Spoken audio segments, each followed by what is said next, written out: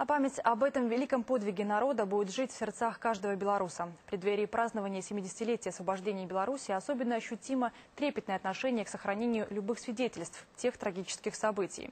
И то, что победа – это великий подвиг в нашей летописи, подтверждает возведение нового здания Музея истории Великой Отечественной войны. Из-под купола грандиозной стройки репортаж Инны Пелевич. Реліквія над люстраным куполам уже узнята. Дакладная копія сцяга, які савецкая армія узвысіла над Рэйхстагам. Параднае аблічча новага будынка Музея гісторыі Вялікай Адчыннай вайны, які абрамляе абеліск горад-герой, даводзіцца да глянцу. Але ўнутры клубы цэментнага пылу і гул дрыля. У некаторых залах пачалося фарміраванне экспазіцый. Дарэчы, музей адыходзіць ад звычайнай дэманстрацыі артефактаў. Гісторыкі ў тандэме з мастакамі рэканструюць трагічныя падзеі 40-х гадоў. У залах раскопваюць зямлянкі і нават распачынаюць рэйкавую вайну. Тут будет разрушенный вагон вот напротив нас, сожженный, теплушка.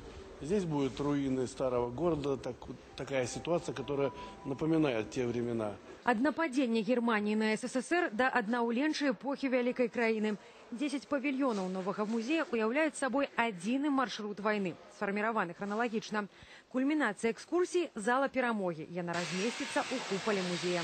А вось у гэтай зале выставяць военную тэхніку, дзякуючы якой савецкая армія атрымала перамогу ў Вялікай Адчыннай вайне.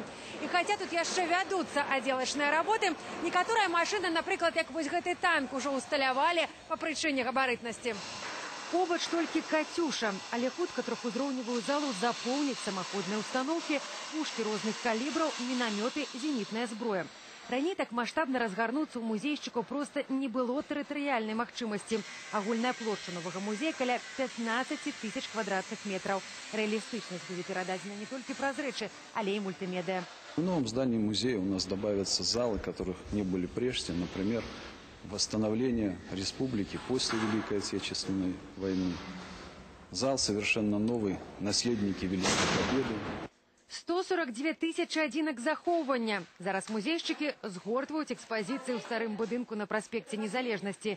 І нягледзячы на чамаданны настрой, у некаторых залах экскурсій ўсё яшчэ праводзяцца.